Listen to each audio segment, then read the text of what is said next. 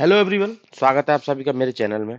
तो इस वीडियो में हम कवर करने वाले हैं पार्टीशन ऑफ बंगाल प्लस उसके बाद होने वाला स्वदेशी मूवमेंट, उससे रिलेटेड 75 प्लस एमसीक्यूज, रामबाण इलाज है, ब्रह्मास्त्र है, आपके स्वदेशी मूवमेंट और पार्टीशन ऑफ बंगाल से रिलेटेड एमसीक्यू जो प्रीलिम्स एग्जाम में आपको देखने को मिलते हैं। किसी का भी ऑब्जेक्टिव एग्जाम हो या प्रीलिम्स एग्जाम हो, स्टेट पीसीएस का, यूपीएससी का, तो इससे बाहर कुछ भी नहीं आएगा। ये वीडियो आपने देख लिया, आपका पूरा टॉपिक कवर हो गया। पीडीएफ का लिंक डिस्क्रिप्शन में डाल दूंगा, डाउनलोड कर लेना। जब भी मन करे सीधा पीडीएफ निकालना, क्वेश्चन अटेम्प्ट करना, टॉपिक आपका कवर हो जाएगा। थ्योरी पढ़ने की जरूरत नहीं पड़ेगी। ऐसा है साथ में मैंने इसलिए एक्सप्लेनेशन भी इसमें वीडियो में दिया हुआ है। ठीक है, तो स्टार्ट करते हैं with first MCQ. Partition of Bengal in 1905 was announced by who. ठीक है, तो क्वेश्चन ने खुद ही बता दिया पार्टीशन ऑफ बंगाल कब हुआ था। 1905 में हुआ था। किसने अनाउंस किया था उसके बारे में यहाँ पूछा जा रहा है। तो एग्जाम में क्वेश्चन ये भी आ जाता है कि पार्टीशन ऑफ बंगाल कब हुआ था, किस ईयर में हुआ था। ठीक है, तो हुआ था 1905 में। और किसके द्वारा अनाउंस किया गया था? उस टाइम पे वायसराय कौन था? लॉर्ड कर्जन था। तो कर्जन के द्वारा अनाउंस किया गया था 1905 में पार्टीशन ऑफ बंगाल हुआ था। ईयर याद रखना है। और किसके द्वारा अनाउंस किया गया था? वायसराय था उस टाइम पे लॉर्ड कर्जन। दोनों पॉइंट याद रखते हैं। इंप्लीमेंट कब किया गया था इसको? 16 अक्टूबर 1905 को, मतलब पार्टीशन कर दिया गया था। पार्टीशन में कितने? दो पार्टों में डिवाइड किया गया था, ईस्ट और वेस्ट। ईस्ट में क्या कौन थे? बंगाल और कुछ असम वाला पार्ट, और वेस्ट में कौन कौन थे? बंगाल, बिहार, उड़ीसा। ठीक है, कैपिटल दोनों की अलग अलग बनाई गई थी। वो क्वेश्चन के थ्रू कवर कराऊंगा मैं आपको धीरे धीरे। पर अभी के लिए याद रखें 1905 में वायसराय मतलब लॉर्ड कर्जन के द्वारा अनाउंस किया गया था। 16 अक्टूबर को ये इंप्लीमेंट किया गया था। और रीजन क्या बताया गया था? रीजन बताया था उन्होंने एडमिनिस्ट्रेटिव कन्वीनियंस। एडमिनिस्ट्रेटिव कन्वीनियंस क्या होता है कि भाई इसका साइज इतना बड़ा हो गया ना, कोई सिंगल हैंडेडली हम इसको डील नहीं कर पा रहे, इसलिए इसको डिवाइड कर देंगे, दो अलग अलग एलजी बनाएंगे, वो लोग इसको डील करेंगे। ठीक है, एडमिनिस्ट्रेटिव कन्वीनियंस। पर रियल पर्पस क्या था? डिवाइड एंड रूल वाली पॉलिसी का मेन रीजन था। ठीक है, एग्जाम में पूछा मेन रीजन क्या था? Divide and rule policy. Divide करना चाहते थे क्योंकि सारी रिवोल्यूशनरी एक्टिविटी का सेंटर क्या था? बंगाल।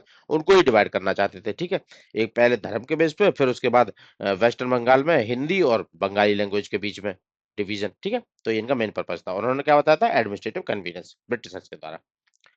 फिर क्वेश्चन पूछ लिया जाता है, when was the decision first taken to partition Bengal? 1905 में। ठीक है, एक्चुअल इंप्लीमेंटेशन बंगाल का कब हुआ था? लॉर्ड कर्जन के द्वारा 1905 में। बट ये डिसीजन कब लिया था कि हाँ भाई हम बंगाल को पार्टीशन करेंगे? तो ये डिसीजन ले लिया गया था उससे 2 साल पहले, 1903 में। तो क्वेश्चन के बाद ये आता है कि पार्टीशन का डिसीजन कब लिया गया था और एक्चुअल पार्टीशन कब हुआ था। डिसीजन लिया था 1903 में और एक्चुअल पार्टीशन कब हुआ था? 1905 में। दोनों में डिफरेंस याद रखना। ठीक है, और जब 1903 में डिसीजन लिया गया था इसको पार्टीशन करने का, तो उस टाइम पे जो एक तरीके से ड्राफ्ट प्रिपेयर किया गया था वो किया गया एच एच रिसले के द्वारा। ठीक है, उसका नाम भी याद रखना है। 1903 में लिया गया था डिसीजन, किसके द्वारा प्रिपेयर किया गया था स्कीम का ड्राफ्ट? एच रिसले के द्वारा। और 1905 में एक्चुअल लॉर्ड कर्जन के अंदर इसका एक तरीके से बाइफिकेशन हो गया, स्प्लिट हो गया। Partition of Bengal was officially announced. कब अनाउंस किया गया था? देखो अक्टूबर में, अभी थोड़ी देर पहले बताया था मैं, 16 अक्टूबर को इंप्लीमेंट किया गया था। उसी साल 2 महीने पहले जुलाई के अंदर उसको अनाउंस किया गया था। ठीक है, 1913 में 1903 में सबसे पहले डिसाइड किया गया था। ठीक है, एच रिसले की स्कीम बनाई थी कि इसका पार्टीशन करिए। जुलाई में कर्जन ने अनाउंस कर दिया और अक्टूबर में इसको इम्प्लीमेंट कर दिया। तीनों की डेट दिया हुआ हूं, तीनों के डिफरेंस समझ लेना। प्रपोजल 3 में, ऑफिशियल अनाउंसमेंट 19 जुलाई 1905 को, और इम्प्लीमेंटेशन 16 अक्टूबर को। तीनों पॉइंट याद रखने। Who led the foundation of federation hall to mark the unity of Bengal in 1905? अभी जब स्प्लिट हो रहा था तो उस टाइम पे स्प्लिट का जब डिसीजन आया गया था कि भाई हम इसको, जुलाई 1905 में कर्जन ने बोला कि इसका स्प्लिट हो जाएगा, स्प्लिट हो गया है, अब ये इम्प्लीमेंट होने वाला है। तो उसी टाइम पे एक फेडरेशन हॉल बनाया गया था यूनिटी को दिखाने के लिए कि तुम स्प्लिट बेशक कर रहे हो पर हम सारे बंगाली, हिंदू, मुस्लिम सब यूनाइटेड है। 1905 में ऐसा एक फेडरेशन हॉल बनाया गया था। किसके द्वारा बनाया गया था? आनंद मोहन बोस के द्वारा। नाम याद रखना है, आनंद मोहन बोस के द्वारा फेडरेशन हॉल बनाया गया था, to show, to mark the unity of Bengal in 1905, जब ये अनाउंसमेंट किया गया था कि स्प्लिट होने वाला बंगाल का। ठीक है, भाई Anand Mohan Bose, federation hall.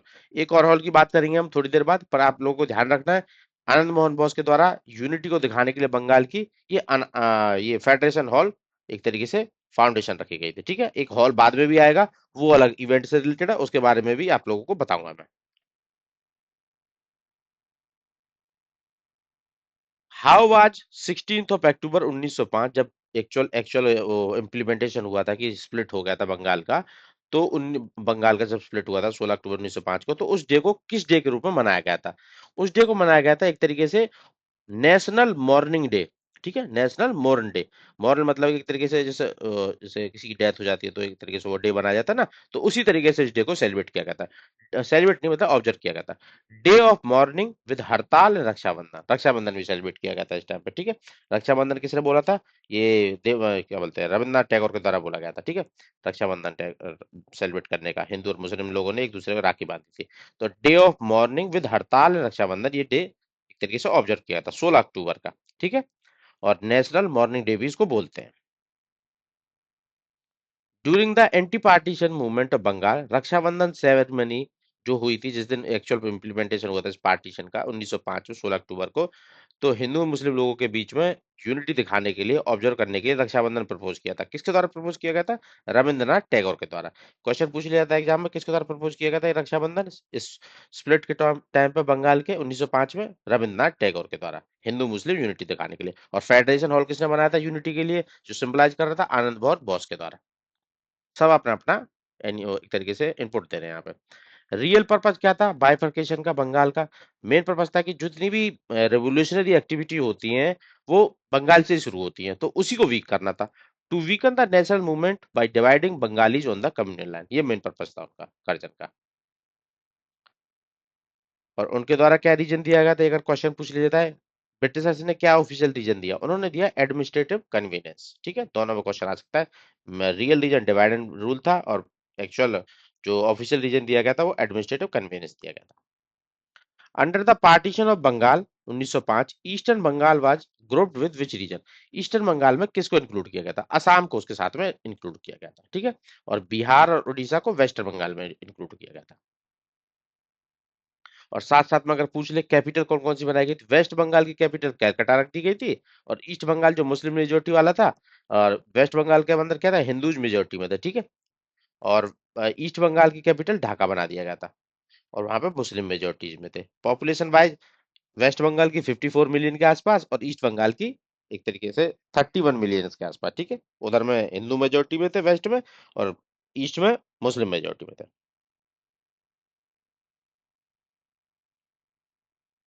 Under the partition of Bengal 1905, what were the capitals of two newly formed province? Capital क्या क्या बनाई गई थी? कलकत्ता वेस्ट वाले की, और डेक्का ईस्ट वाले की। ठीक है, under the partition of Bengal 1905, which of the following regions were included in western Bengal? Western Bengal में कौन कौन से थे? बंगाल, बिहार, उड़ीसा, तीनों। और ईस्ट वाले में पूछेगा तो ईस्टर्न बंगाल और Assam. Which movement was launched as a direct response to partition of Bengal? Partition of Bengal जब अनाउंस किया गया था तो उसको उसके लिए एक तरीके से उसको डायरेक्ट करने के लिए, उसको अपोज करने के लिए एक मूवमेंट लॉन्च किया गया था। कौन सा मूवमेंट था? मूवमेंट का नाम था स्वदेशी मूवमेंट। स्वदेशी मूवमेंट एक तरीके से इसी का ऑफशूट था, टू मतलब पार्टीशन ऑफ बंगाल को अपोज करने का। स्वदेशी मूवमेंट लॉन्च किया गया था 1905 में। ठीक है, और स्वदेशी मूवमेंट में क्या था? स्वदेशी देश की बनी हुई चीजों का यूज करना, फॉरेन गुड्स को बॉयकॉट करना। तो वही बॉयकॉट ऑफ फॉरेन गुड्स और प्रमोशन ऑफ स्वदेशी इंडिजिनियस थिंग्स इनका मेन मेन था। ठीक है, और ये पहली मेजर मास मूवमेंट थी ब्रिटिश रूल के अगेंस्ट। ठीक है, पहली बार ऐसा कुछ हुआ था कि सब लोग इकट्ठे आ गए थे। इन विच ईयर डिड स्वदेशी मूवमेंट बिगिन इन इंडिया? कब शुरू हुआ था? 1905 में ही हुआ था। जब ये अनाउंस कर दिया गया था जुलाई में, तो उसके बाद तुरंत शुरू हो गया था। ऑन विच डेट स्वदेशी मूवमेंट फॉर्मली प्रोक्लेम्ड इन बंगाल? कब प्रोक्लेम किया गया था? देखो जुलाई में अनाउंस कर दिया गया था कि भाई हो गया, अब स्प्लिट हो गया है, इंप्लीमेंट हो जाएगा अक्टूबर से, 16 अक्टूबर से।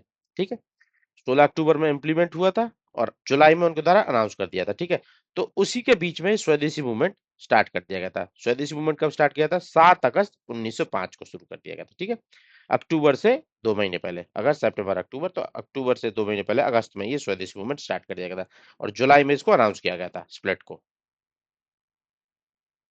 और कहाँ से शुरू किया गया था ये स्वदेशी मूवमेंट? कहाँ पे 7 अगस्त को कहाँ पे अनाउंस किया था? टाउन हॉल में, कलकत्ता के टाउन हॉल में। ठीक है, आप लोगों को थोड़ी देर पहले मैं एक और हॉल बताया था जो आनंद मोहन बोस के द्वारा स्टार्ट किया, मतलब इनॉग्रेट किया गया था यूनिटी दिखाने के लिए हिंदू मुस्लिम के बीच में। और अब ये दूसरा हॉल आ गया है टाउन हॉल। ठीक है, दोनों के नाम याद रखने हैं, कौन कौन से इवेंट से रिलेटेड है। टाउन हॉल किससे रिलेटेड है, स्वदेशी मूवमेंट से रिलेटेड है, ठीक। स्वदेशी मूवमेंट आज फॉर्मली प्रोक्लेम्ड ऑन 7 अगस्त 1905 किस हॉल से ये किया गया था, टाउन हॉल से। और फेडरेशन हॉल से क्या किया गया था, आनंद मोहन बोस के द्वारा इनोग्रेट किया गया था हिंदू मुस्लिम की यूनिटी दिखाने के लिए, ठीक है। और ये स्वदेशी मूवमेंट कहाँ से शुरू किया था, टाउन हॉल से।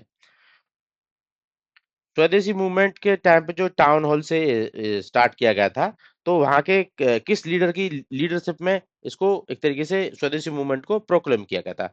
तो उसी के लोकल एक रूलर थे, महाराजा ऑफ कासिम बाजार, ठीक है।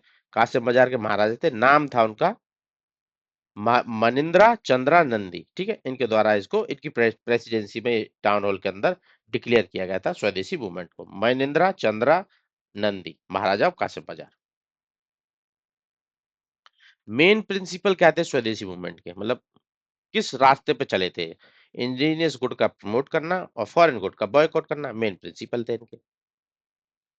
Who first suggested to boycott of foreign goods in Bengal, किसने सजेस्ट किया था कि बॉयकॉट करो फॉरेन गुड्स का बंगाल के अंदर, कि ये अपना पार्टीशन कर रहे हैं, अपना फायदा देख रहे हैं, तो हम भी इनको सपोर्ट नहीं करेंगे, इनकी गुड्स खरीदेंगे नहीं, ठीक है। तो सबसे पहले किसके द्वारा ये एक तरीके से मूव किया गया था, ये एक अपने न्यूज़पेपर के थ्रू ये किया था, के मित्रा, कृष्ण कुमार मित्रा के द्वारा ये सजेस्ट किया गया था, ठीक है। न्यूज़पेपर का नाम क्या है, एग्जाम में पूछ लेता है कई बार। न्यूज़पेपर का नाम था उनका, जनरल का नाम था संजीवनी, संजीवनी में उन्होंने पहले ये सजेस्ट किया था, ठीक है, फॉरेन गुड्स का बॉयकॉट करने का। और बाद में सुरेंद्रनाथ बैनर्जी, उन्होंने उसको पॉपुलराइज किया था। और रविन्द्रनाथ टैगोर ने उसको कल्चरल और इमोशनल डायमेंशन दिए थे स्वदेशी मूवमेंट को। अगर एग्जाम में आ जाता, पॉपुलराइज किसने किया था, सुरेंद्रनाथ बैनर्जी ने। और कल्चरल और इमोशनल डायमेंशन किसने दिया था स्वदेशी मूवमेंट को, रविन्द्रनाथ टैगोर के द्वारा। Ideal idea of boycott of foreign goods in Bengal, K Mitra ने जो सजेस्ट किया था, किस न्यूज़पेपर में वो पब्लिश हुआ था, ठीक है, संजीवनी के अंदर, उसी का न्यूज़पेपर था के मित्रा का ये। Who was the LG of Bengal at the time of partition, देखो वायसराय आप लोगों को पता है, एलजी और गवर्नर में कंफ्यूज मत होना। एग्जाम में करजन देखते ही सीधा करजन मत मार देना। ये पूछ रहा है एलजी कौन था, ठीक है। वायसराय पूरे इंडिया का होता था, गवर्नर जनरल ऑफ इंडिया जिसको बाद में वायसराय बोलते थे। और एलजी होता था मतलब एक तरीके से इस प्रेसिडेंसी का, बंगाल प्रेसिडेंसी का कौन था एलजी उस टाइम पे, ठीक है। तो एलजी कौन था वो इंपॉर्टेंट हो जाता है एग्जाम पॉइंट ऑफ व्यू से। एलजी उस टाइम पे जब पार्टीशन ऑफ बंगाल अनाउंस किया गया था, एलजी थे ये फ्रेजर जी, सर एंड्रू फ्रेजर उस टाइम पे एलजी थे। याद रखना, चांस गलत होने के इस क्वेश्चन के बहुत ज्यादा है, एलजी पूछ रहा है या गवर्नर जनरल पूछ रहा है, वायसराय पूछ रहा है, तो आप लोगों को ध्यान रखना है, ठीक है। इसमें गलती होने का पूरे चांस है इस क्वेश्चन में। मैच द फॉलोइंग का एक क्वेश्चन आ जाता है कई बार, देखो स्प्लिट हो गया था, वेस्ट बंगाल ईस्ट बंगाल में, ईस्ट बंगाल में असम और बंगाल, ठीक है, ईस्टर्न वाला। और वेस्ट बंगाल में बंगाल बिहार उड़ीसा, ठीक है, तीनों। तो जब ये स्प्लिट हो गया था, तो तब एलजी कौन कौन से बने थे, ये एंड्रू फ्रेजर बने थे, ये वेस्टर्न बंगाल के कौन थे, एंड्रू फ्रेजर यही बने थे, ठीक है। और ईस्टर्न वाले बंगाल के नए बना दिए गए थे, उनका नाम था बेम्पे फ्लाइट फुलर, ठीक है। फुलर जी ईस्ट वाले के और फ्रेजर अपने वेस्ट वाले के, ठीक है। इस पे क्वेश्चन आने के चांसेस है, आया नहीं आज तक पर आ सकता है आगे फ्यूचर में। What was the immediate cause, क्या था नेशनलिज्म को राइज होने का 20th सेंचुरी के अंदर, क्या किस वजह से हुआ था, उस टाइम पे स्प्लिट हो रहा था, पार्टीशन हो रहा था बंगाल का, तो उसी टाइम पे एक तरीके से शुरुआत होती है नेशनलिज्म की इंडिया के अंदर। Indian National Congress first formally adopted, formally देखो टर्म पढ़ना, फॉर्मली अडॉप्ट किया गया है रेजोल्यूशंस के थ्रू, ठीक है, स्वदेशी और बॉयकॉट को नेशनल प्रोग्राम की तरह। कब किया गया था, फॉर्मली, फॉर्मल मतलब फॉर्मल फॉर्मेट में, कैलकाटा सेशन में 1906 में। इससे पहले बनारस सेशन में भी इसको एक तरीके से सपोर्ट दिया गया था, वहां पे सपोर्ट दिया गया था। और वहां पे क्या था, लोकल लेवल पे सपोर्ट दिया गया था, बंगाल के अंदर ही, बनारस सेशन में बंगाल के अंदर सपोर्ट दिया गया था एक तरीके से लोकल लेवल पे। बट उसको नेशनल लेवल पे फॉर्मल रिकॉग्निशन रेजोल्यूशन के थ्रू स्वदेशी और बॉयकॉट मूवमेंट को दिया गया था कलकत्ता सेशन में। कलकत्ता सेशन के एक तरीके से प्रेसिडेंट कौन थे, दादा भाई नौरोजी। और बनारस सेशन में जब लोकल एक तरीके से सपोर्ट दिया गया था इसको, तब उसने ये गोपाल कृष्ण गोखले, ठीक है, वो लोकल लेवल पे एक तरीके से मॉडरेट थे, लोकल लेवल पे चलाना चाहते थे मूवमेंट को, only for oppose to oppose the partition of Bengal, ठीक है। बट कलकत्ता सेशन में दादा भाई नौरोजी की लीडरशिप में ये नेशनलाइज हो गया था एक तरीके से स्वदेश मूवमेंट बॉयकॉट मूवमेंट, और एक तरीके से बाउंड्रीज को क्रॉस कर गया था बंगाल की, ठीक है, 1906 के सेशन में, फॉर्मल वे में। Banaras session of Indian National Congress किसके द्वारा प्रिसाइड किया गया था, जहां पे इसको सपोर्ट दिया गया था एक तरीके से लोकल फॉर्म में, ये गोपाल कृष्ण गोखले के द्वारा। ये भी क्वेश्चन आते हैं कई बार, बनारस सेशन किसके द्वारा प्रिसाइड किया गया था, कलकत्ता सेशन किसके द्वारा प्रिसाइड किया गया था, तो वो भी याद रखना है आप लोगों को। कलकत्ता सेशन में क्या रेजोल्यूशन अडॉप्ट किया गया था फॉर्मल वे में? देखो, स्वदेशी और बॉयकॉट वाला, साथ साथ में नेशनल एजुकेशन और स्वराज, स्वराज वाला टर्म यहाँ पे आया था पहली बार, ठीक है, 1906 में कलकत्ता सेशन में दादा भाई नौरोजी की लीडरशिप के अंदर। की डिफरेंस क्या था बनारस सेशन के, एक तरीके से बनारस सेशन और कैलकाटा सेशन में रिलेटेड टू स्वदेशी मूवमेंट? बनारस सेशन के अंदर क्या था कि एक तरीके से बंगाल के अंदर लोकल सपोर्ट दिया गया था उसको, ठीक है, बंगाल के अंदर बनारस में। कलकत्ता सेशन में उसको नेशनलाइज कर दिया गया था, ठीक है, ये आप लोगों को बताया था, तो याद रखना है इसको। Formalisation of Swadeshi and boycott movement as national strategy led directly to, ठीक है, फॉर्मल वे में इसको एक तरीके से फॉर्मलाइजेशन हो गया स्वदेशी और बॉयकॉट मूवमेंट का। अब तो, क्या बोलते हैं उन लोगों को, मॉडरेट्स वाले तो अपोज करते थे इसका कि बंगाल के अंदर रखना चाहते थे, बट एक्सट्रीमिस्ट वाले चाहते थे कि उसको नेशनलाइज किया जाए, ठीक है, और नेशनलाइजेशन हो गया। 1905 में नहीं हो पाया जब गोखले थे प्रेसिडेंट, बट दादा भाई नौरोजी जब आए तो ये नेशनलाइज हो गया, ठीक है। नेशनलाइज हो गया तो उसके बाद क्या सिचुएशन हुई, उसी के बाद एक तरीके से इन दोनों के बीच में एक तरीके से दरार पड़ जाती है, ज्यादा ही एक्सट्रीमिस्ट और मॉडरेट्स के बीच में। वही रीजन रहता है बाद में सूरत स्प्लिट का 1907 के अंदर। At which session of Indian National Congress swadeshi movement supported in localise, local way में कब सपोर्ट दिया गया था स्वदेशी मूवमेंट को? बनारस सेशन के अंदर लोगों के की लीडरशिप में। At which session Indian National Congress adopted national, national programme की तरह कब रेजोल्यूशन के थ्रू कब अडॉप्ट किया गया था स्वदेशी को? ये कलकत्ता सेशन में दादा भाई नौरोजी की लीडरशिप में। Swaraj was first declared as goal of Indian National Congress, Swaraj कब डिक्लेयर किया था गोल इंडियन नेशनल कांग्रेस का पहली बार? कलकत्ता सेशन में दादा भाई नौरोजी की लीडरशिप में। और बाद में पूर्ण स्वराज 1929 में लाहौर सेशन में, ठीक है, जवाहरलाल नेहरू की लीडरशिप में। वंदे मातरम मूवमेंट कब लॉन्च किया गया था, किस पर्पज के लिए लॉन्च किया गया था वंदे मातरम मूवमेंट? बताइए। वंदे मातरम मूवमेंट एक तरीके से ये पार्टीशन ऑफ बंगाल के टाइम पे ही लॉन्च किया गया था, प्रोटेस्ट को एक तरीके से प्रोटेस्ट करने के लिए इसके अगेंस्ट में, ठीक है, 1905 में।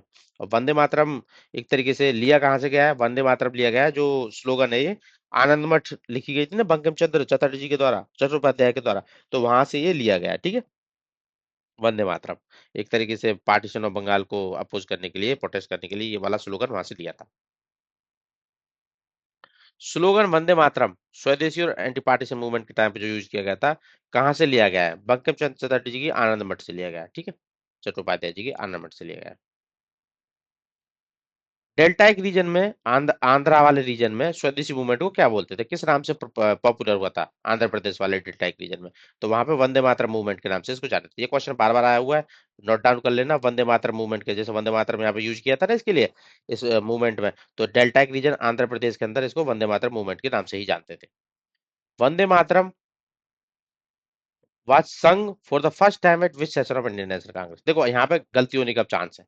अब आप लोग सोचोगे कि वंदे मातरम यूज किया गया था स्वदेशी मूवमेंट के टाइम पे, तो प्रोबेबिलिटी है कि ये इसी सेशन में गाया गया होगा, कलकत्ता सेशन में गाया हुआ होगा, ठीक है। नहीं, 1906 में कलकत्ता सेशन में नहीं गाया गया था, ये 12वें सेशन में जो कैलकाटा में हुआ था 1896 में, वहीं पे इसको पहली बार गाया गया था। तो यहाँ पे कंफ्यूजन गलती होने का पूरे चांस है, स्वदेशी मूवमेंट में इसको यूज किया गया था इस स्लोगन को, वंदे मातरम वाले को, ठीक है। बट ये एक्चुअल में जो इस सेशन इसको गाया गया था 1896 में गाया गया था, रविंद्रनाथ टैगोर के द्वारा गाया गया था। लिखा तो चलो आनंद मठ में है ये, बंकिम चंद्र चटर्जी वाली में, पर 12वें सेशन में आईएनसी के 1896 के अंदर 1896 में रविंद्रनाथ टैगोर के द्वारा ये गाया गया था, ठीक है, याद रखना आप लोगों को। और इसके चेयरमैन कौन थे उस टाइम पे, प्रेसिडेंसी किसके साथ पास थी? रहीमतुल्लाह एम सियानी, ठीक है, याद रखना है 1896, और किसके द्वारा? रविंद्रनाथ टैगोर के द्वारा गाया गया था, पर लिखा किसके द्वारा है? आनंद मत के अंदर बंकिम चंद्र चट्टोपाध्याय के द्वारा। वो डिफरेंस भी आप लोग को याद रखना, और इस पर कंफ्यूज नहीं करना है कि अगर वंदे मातरम यूज किया गया था स्लोगन 1906 के स्वदेशी मूवमेंट में, 1905 स्वदेशी मूवमेंट में, तो इसका मतलब ये नहीं कि 1906 में गाया वो, मतलब एक तरीके से सेशन में उसको अडॉप्ट किया गया था, यूज किया गया था आईएनसी के, इसको 1896 में ही यूज पहली बार गाया गया था, ठीक है। और एक क्वेश्चन ये भी आ जाता है एग्जाम के अंदर, जैसे वंदे मातरम का तो हो गया, जनगण मन जो नेशनल एंथम है हमारा, उसको पहली बार कब गाया गया था? उसको 1911 में गाया गया था, ठीक है, कलकत्ता सेशन में ही। दोनों कलकत्ता सेशन में गाए गए थे, एक 1896 में, एक 1911 में। और यहाँ पे प्रिसाइड कौन कर रहे थे? बिशन नारायण धर, 1911 सेशन में। Who led the agitation against the partition of Bengal, 1905 में लीडर कौन था एक तरीके से बंगाल के अंदर एंटी पार्टीशन के लिए, जो एजिटेशन किसने लीड की थी मेनली, ठीक है, तो वो लीड की गई थी सुरेंद्रनाथ बैनर्जी के द्वारा, बंगाल के अंदर, ठीक है। और पंजाब के अंदर किसने लीड की थी? पंजाब में लाला लाजपत राय जी, अजीत सिंह थे मेनली एक्टिव लीडर्स। दिल्ली के अंदर किसने लीड की थी? दिल्ली के अंदर थे सैयद हैदर रजा, लीडर एक तरीके से, इनके द्वारा लीड किया गया था एंटी पार्टीशन मूवमेंट। तो ऐसे ही अगर पूछ लेगा महाराष्ट्र में, तो महाराष्ट्र में बाल गंगाधर तिलक। मद्रास में पूछता है तो चिदम्बरम प्लाई। आप लोगों को ये भी याद रखना है, ठीक है? टेबल यहाँ पे दी हुई है प्रॉपरली हर लोकेशन के लिए। स्वदेश वस्तु प्रचारणी सभा, ये गुजराती टर्म है, स्वदेश वस्तु प्रचारणी सभा। इसको बॉम्बे में किसके द्वारा हेड किया गया था? बॉम्बे में कौन एक्टिव थे स्वदेशी मूवमेंट के अगेंस्ट? बाल गंगाधर तिलक, स्वदेशी मूवमेंट के लिए, ठीक है? बाल गंगाधर तिलक। तो इनके द्वारा ये स्वदेशी वस्तु प्रचारणी सभा का एक तरीके से हेड किया गया था। बहिष्कार योगा स्वदेशी मूवमेंट को किसने बोला है? बहिष्कार करने वाला, बॉयकॉट वाला योगा है ये बोला गया था बाल गंगाधर तिलक के द्वारा, एक्सट्रीमिस्ट के द्वारा, ठीक है? बहिष्कार योगा। व्हेन यू एक्सेप्ट स्वदेशी you should boycott foreign goods, ये किसके द्वारा बोला गया है? ये भी बाल गंगाधर तिलक के द्वारा बोला गया। तीन चीजें कि एक तो बहिष्कार योगा वाला, एक व्हेन यू एक्सेप्ट स्वदेशी you should boycott foreign good, ये भी बाल गंगाधर तिलक वाला, और वो स्वदेशी वस्तु प्रचार नहीं सभा, वो भी बाल गंगाधर तिलक। तीनों के याद रखना, तीनों क्वेश्चन आ जाता है टर्म फॉर्म में। गोल्डन लीग एसोसिएट की गई थी स्वदेशी मूवमेंट से, किसके द्वारा ऑर्गेनाइज की गई थी, मतलब किस लोकेशन पर ऑर्गेनाइज की गई? देवगढ़ के अंदर, ठीक है? पहले उस टाइम पे बंगाल प्रेसिडेंसी के अंदर था, अब ये झारखंड में आता है, ठीक है? गोल्डन लीग सीक्रेट ऑर्गेनाइजेशन थी, ठीक है, इसके लिए।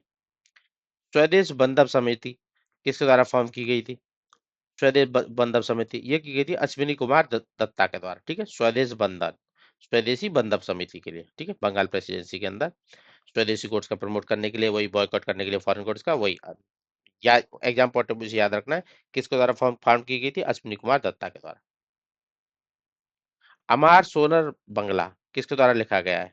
रविंद्रनाथ टैगोर के द्वारा लिखा गया है अमार सोनर बंगला, और ये बाद में एक तरीके से बांग्लादेश का नेशनल एंथम भी बना है, ठीक है? ब्रिटिश गवर्नमेंट पार्टीशन को कब अन्यूल कर दिया, मतलब रद्द कर दिया? जो 1905 में उन्होंने पार्टीशन किया था ना, उसको रद्द कर दिया गया था, क्योंकि रेवोल्यूशनरी एक्टिविटी काफी ज्यादा बढ़ती जा रही थी और वो वैसे भी नहीं संभाल पा रहे थे। उन्होंने सोचा कि इससे अच्छा तो इसको रद्द कर देते ताकि ये लोग शांत हो। तो इसको अन्यूल किया गया था 1911 में, 1911 में अन्यूल कर दिया गया था, ठीक है? रद्द कर दिया गया था एक तरीके से। The partition of Bengal was annulled in 1911 during, मतलब 1911 में वो कौन सी इवेंट था जहां पे ये एक तरीके से रद्द किया गया था, एन्यूल किया गया था पार्टीशन ऑफ बंगाल? दिल्ली दरबार चल रहा था, ठीक है? कोरोनेशन चल रहा था यहाँ पे किंग जॉर्ज फाइव का, तो वहां पे इसको रद्द किया गया था, ठीक है?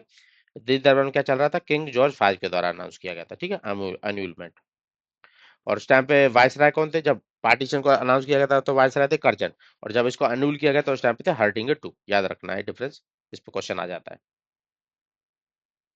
Not a result of annulment of partition of Bengal, इनमें से कौन सा रिजल्ट नहीं था? पार्टीशन ऑफ बंगाल जब अन्यूल किया गया था तो एक रिजल्ट नहीं था। देखो एक तरीके से पार्टीशन को एक तरीके से अन्यूल कर देंगे, रद्द कर देंगे, तो बंगाली स्पीकिंग लोगों का एक तरीके से रियूनिफिकेशन हो जाएगा, ईस्ट और वेस्ट का एक साथ आ जाएंगे दोबारा सारे बंगाली, ठीक है? Creation of province of Bihar और उड़ीसा, हाँ, इस टाइम पे बिहार और उड़ीसा को सेपरेट करके अलग स्टेट बना दिया गया था, ठीक है? बिहार और उड़ीसा को अलग बना दिया गया था, ये भी सही बात है। कैपिटल को शिफ्ट किया गया था कलकत्ता से दिल्ली, ये भी सही बात है। Creation of separate province East Bengal Assam, ये तो पहले में किया गया था, ठीक है, जब स्प्लिट अनाउंस किया गया था। असम और बंगाल, ईस्ट बंगाल को मिला के अलग से प्रोविंस बनाया गया था, दो बार में डिवाइड किया गया था, ठीक है? तो डी गलत है, बाकी सब किए गए थे। प्रोविंस ऑफ बिहार और उड़ीसा केम इनटू एग्जिस्ट 1911 में अनाउंस कर दिया गया था कि इनको अलग कर देंगे और बाकी बंगाल रह जाएगा पूरा। तो ये एक्चुअल में कब आया था? 1 अप्रैल 1912 में एक तरीके से बन गया था एग्जिस्टेंस में। Foundation stone new capital Delhi को कब रखा गया था? किसके द्वारा रखा गया था? किंग जॉर्ज फाइव के द्वारा, कि दिल्ली को कलकत्ता से दिल्ली में स्टेब्लिश किया जाएगा कैपिटल को। जो अन्यूलमेंट था पार्टीशन ऑफ बंगाल का, वो एक शौक था, किसके लिए शौक था? मुस्लिम लोगों के लिए, कि उनको तो फेवर मिला था ना, ईस्ट बंगाल बन गया था उनके लिए, तो उनके लिए तो एक शौक की तरह है। पर उनको भी खुश करने के लिए उन्होंने कैपिटल को दिल्ली शिफ्ट कर दिया था, जो मुगलों से जुड़ी हुई थी, दिल्ली सल्तनत से जुड़ी हुई थी मुस्लिम लोगों के पास से, तो वो भी थोड़ा मतलब काम डाउन हो गए उस टाइम पे। Partition of Bengal was annulled in 1911, सही बात है। ये असर रीजन का क्वेश्चन समझना, इसमें पहले पहली टर्म पढ़ना, दूसरी अलग पढ़ना, फिर जोड़ने की कोशिश करना। Partition of Bengal was annulled in 1911 because the British fear the rise of revolutionary terrorism in Bengal, ठीक है? बिकॉज के थ्रू जोड़ने की कोशिश करना। Partition of Bengal was annulled in 1911, reason क्या था? क्योंकि ब्रिटिश लोग फियर करते थे रेवोल्यूशनरी टेररिज्म का इन बंगाल, जो बढ़ बढ़ रहा था, ठीक है। हाँ, इसी वजह से किया था, जो बढ़ रहा था। पार्टीशन जब तुमने किया तो उसके बाद रेवोल्यूशनरी एक्टिविटी इतनी बढ़ती चली गई, तुमको जाकर वो बाद में बंद करना पड़ा। तो दोनों सही है, करेक्ट है, और ये एक्सप्लेनेशन इसका प्रॉपर है, रीजन, ठीक है। तो ए इज करेक्ट आंसर, ठीक है। ये और इसमें कई बार ये देखना है कि जैसे यहाँ पे लिखा हुआ है ना, both A and R true, but कई बार क्या होता है कि R is correct explanation of A option के अंदर ही लिखा हुआ है, पर एग्जामिनर आपसे खेलता है, वो लिख देंगे R is not correct explanation of A, और आप हमेशा यही सोचोगे कि पहले ऑप्शन के अंदर ये लिखा रहता है R is the correct explanation of A, वहां पे आप गलती कर देते हो। ये याद रखना है कि उस ए एंड आर तो ट्रू है, दोनों सही पढ़ लिया मैंने, पर उसके बाद ये भी पढ़ लेना है कि ये किस ऑप्शन के अंदर लिखा हुआ कि आर करेक्ट एक्सप्लेनेशन है। हो सकता है कि ये बी वाले ऑप्शन को ऊपर लिख देता और आप बस ए एंड आर करेक्ट पढ़ के आंसर लगा देते, क्योंकि जनरली एग्जाम में यही देखने को मिलता है कि पहले ही ऑप्शन के अंदर R is the correct option लिखता है वो, बट कई बार स्विच कर देता है इन दोनों ऑप्शंस को, तो गलती होने के चांस रहते हैं। आंसर, क्वेश्चन का आंसर आते आते आप गलत करके आ जाते हैं फिर, तो इसलिए क्वेश्चन को पढ़ना भी ज्यादा इंपॉर्टेंट हो जाता है। 6 साल की सजा हो गई थी स्वदेशी मूवमेंट में, किस पर्सन को हुई थी? बाल गंगाधर तिलक को हुई थी। क्यों हुई थी? उनको सेक्शन 124 के अंदर सजा हुई थी, और वो किस जेल में रखा गया था, क्वेश्चन पूछ ले। मेंडले में। कब से कब तक? म्यांमार के अंदर एलोकेशन 1908 से 1914 में, ठीक है। 1908 से 1914 में जेल हो गई थी 6 साल की, मेंडले जेल म्यांमार के अंदर उनको रखा गया था। और मेन रीजन था सेडिशन का। सेडिशन का क्या, जो उनके न्यूज़पेपर थे ना, ये महारत्ता और केसरी, वहां पे वो सेडिशियस एक्टिविटीज वगैरह के लिए लिखता था, जिससे लोग प्रेरित होते थे और ये रेवोल्यूशनरी एक्टिविटी कर रहे थे उस टाइम पर, जिस वजह से ब्रिटिशर्स को काफी लॉस देखने को मिल रहे थे, ठीक है। और साथ साथ एग्जाम में ये क्वेश्चन आ सकता है कि जब वो जेल में थे तो उन्होंने कुछ लिखा था, कोई बुक लिखी थी? हाँ भाई, गीता रहस्य लिखी थी, ये याद रखना। और कौन सा जज था जिन्होंने 6 साल की सजा सुनाई थी? जस्टिस दवार, बॉम्बे हाई कोर्ट। ये भी क्वेश्चन एग्जाम के अंदर आ जाता है। और तिलक के द्वारा लिखे गए 2 न्यूज़पेपर, मतलब जो न्यूज़पेपर इस इवेंट से रिलेटेड है कि जिनमें वो ये अपनी रिवोल्यूशनरी आर्टिकल्स लिखते थे ना, लोगों को प्रेरित करते थे कि अंग्रेजों को खाड़ फेंको, निकाल दो देश से, ये सब वगैरह। तो ये केसरी, दो न्यूज़पेपर थे, केसरी और मराठी। केसरी लिखा जाता था मराठी लैंग्वेज में, और महारत्ता इंग्लिश में, याद रखना।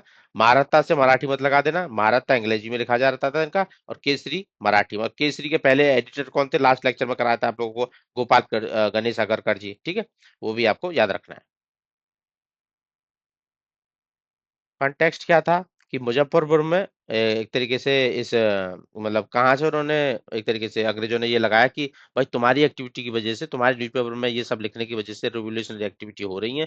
कौन सी? कि उस टाइम पे जस्ट उससे पहले ही मुजफ्फरपुर बॉम्ब इंसिडेंट हुआ था 1908 वाला, ठीक है। मुजफ्फर बॉम्ब बॉम्ब इंसिडेंट क्यों हुआ था? मुजफ्फर बॉम्ब इंसिडेंट हुआ था, उसके बारे में क्वेश्चन मैं भी ऐड करूंगा, देखो, ठीक है। और इनको सेक्शन 124 के अंदर चार्ज किया गया था, ठीक है। सेक्शन 124 क्या होता है? सेडिशन के चार्ज लगे थे इन पे। किस एक्ट के थ्रू इनको सजा हुई थी 6 साल की? सेक्शन 124 सेडिशन वाली, 1908 में। न्यूज़पेपर में क्वेश्चन आ जाएगा, मैच द फॉलोइंग का केसरी किस लैंग्वेज में लिखा हुआ? मराठी में। और महारता किस लैंग्वेज में लिखा हुआ? इंग्लिश में। इस पर क्वेश्चन आया हुआ है, इसलिए मैच द फॉलोइंग क्वेश्चन का नोट कराया। मुजफ्फरपुर बॉम्ब केस क्या था, ठीक है, इसके बारे में अब देखो, अभी मैं बताया था ना, जिस जो रीजन था इसका, इसको जेल हुई थी 6 साल की। तो मुजफ्फरपुर बॉम्ब केस क्या था, उससे रिलेटेड एक मल्टीपल चॉइस क्वेश्चन है, इसमें सारा वो केस कवर अप हो जाएगा आपका, ठीक है। तो इसमें क्या था कि एक ऐसा जज था जिसको लोग मानते थे कि वो जितने भी नेशनलिस्ट है, रेवोल्यूशनरी एक्टिविटी करते हैं, उन लोगों को वो कड़ी सजा सुनाता है। तो इन लोगों ने प्लान बनाया कि इसी को उड़ा देते हैं, इसी के असैसिनेशन अटैक कर देते हैं। तो उस जज का नाम क्या था? किंग्सफोर्ड। जज का नाम याद रखना, किंग्सफोर्ड शब्द मेनली एग्जाम में देखना है, लंबा याद रखने की जरूरत नहीं है। डगलस किंग्सफोर्ड, किंग्सफोर्ड आप याद रखो, काफी चल जाएगा क्वेश्चन आपका, ठीक है। तो मुजफ्फरपुर बम केस में ये किंग्सफोर्ड पे बम फेंका इन्होंने, अटेम्प्ट किया इसको मारने का। और किन लोगों ने बम फेंका था? खुदीराम बोस और प्रफुल्ल चाकी के द्वारा फेंका गया था, दोनों, ठीक ठीक ठीक है। किस पे बम फेंका? किंग्सफोर्ड पे, खुदीराम बोस और प्रफुल्ल चाकी के द्वारा। बट ये मरने की बजाय दो लेडीज मर जाती हैं। Intended target was killed in the accident, नहीं ये गलत है। इसकी, ये किंग्सफोर्ड नहीं मर, इसकी डेथ नहीं होती है, इसका असैसिनेशन नहीं हो पाता है, इसकी बजाय दो औरत बढ़ जाती हैं, ठीक है। तो 1 और 2 सही है। प्रफुल्ल चाकी को दिना बॉस के द्वारा अटेम्प्ट किया गया था, किंग्सफोर्ड को मारने का अटेम्प्ट था ये। तो ए ऑप्शन करेक्ट है इसका, ठीक है।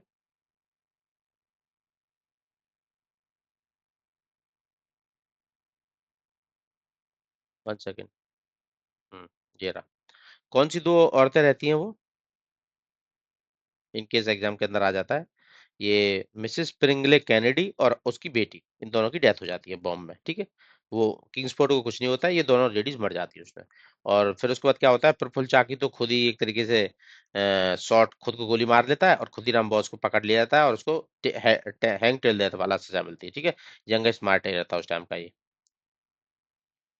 मुजफ्फरपुर बॉम्ब केस के इंसिडेंट के बाद 1908 के कौन अपने आप को गोली मार लेता है, प्रफुल्ल चाकी अपने आप को मार लेता है, खुदीराम बोस को सजाए मौत होती है।